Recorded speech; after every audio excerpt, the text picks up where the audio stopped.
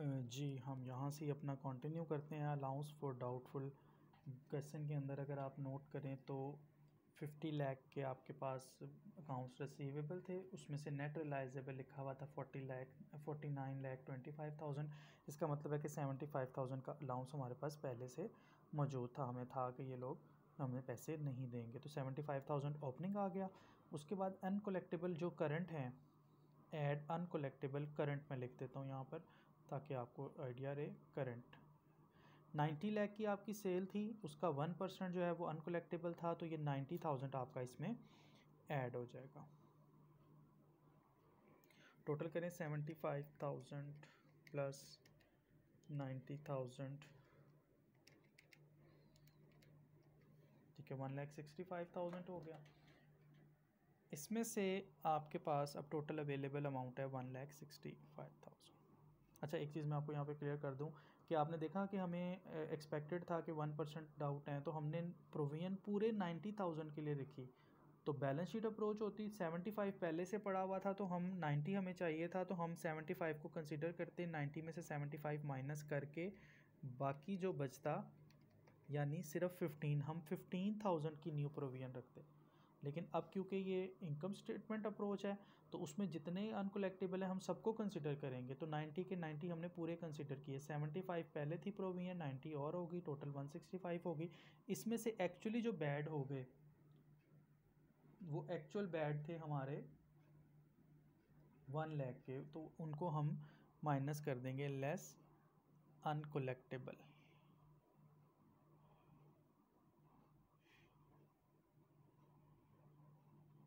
Right of जो आपने किया। तो इसका मतलब है कि अब आपकी प्रोविजन कितनी रहेगी, 65,000। तो ये 65,000 जो है ना वो आपकी क्लोजिंग बैलेंस कह लें, आप इसको एंडिंग बैलेंस कह लें अलाउंस का। तो ये 65,000 आपका यहाँ पर इसमें से माइनस हो जाएगा, तो नेट रिलाइजेबल वैल्यू आपकी 60 लाख आ जाएगी। ठीक है, तो ये इसके अंदर रिक्वायरमेंट क्लियर हुआ। फर्दर हम इसको अगर डिस्कस करें तो अगला क्वेश्चन जो है वो हमारे पास आ जाता है क्वेश्चन नंबर 7.7। इसके अंदर ज़रा डिफरेंट रिक्वायरमेंट्स हैं, फार्मूले नोट कर लें। अगर आप क्वेश्चन को रीड कर लें तो इसमें देखें, दो कंपनीज़ हैं, दोनों के अकाउंट्स रिसीवेबल भी दिए हुए हैं और सेल्स भी दी हुई है। पहली रिक्वायरमेंट है compute the accounts receivable turnover rate, तो इसका फार्मूला नोट कर लें, accounts receivable turnover rate.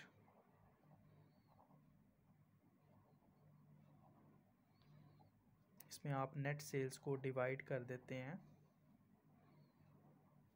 Average accounts receivable पर। तो दोनों वैल्यूज़ आपको दी हुई हैं, जैसे पहली वाली कंपनी मॉलसन कंपनी में आपकी नेट सेल्स जो हैं वो 8,320 हैं, ये अमाउंट फिगर मिलियंस में है, तो इसको देख लीजिएगा, और डिवाइड आप इसको कर देंगे एवरेज अकाउंट्स रिसीवेबल 720 पर। तो सिंपल आपने वैल्यूज़ पुट करके आंसर भी निकाल सकते हैं। मैं यहाँ पर एक कर रहा हूँ, बाकी आप खुद कर लीजिएगा। 720 डिवाइड कर लें इसको,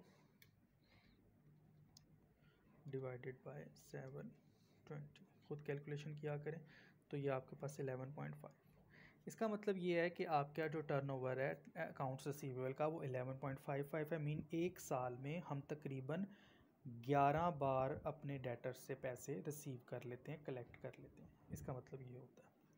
second requirement, compute the average number of days that it takes to for each company to collect its accounts receivable. अब वो आपसे पूछ रहा है कि दिन कितने लगेंगे, यानी हम कितने दिन बाद। तो अगर आप एक साल में 11 दफ़ा तकरीबन कर रहे हैं, तो आप इसको अगर डेज़ कैलकुलेट करना चाहते हैं, एवरेज नंबर ऑफ डेज़, तो उसका फार्मूला भी नोट कर लें।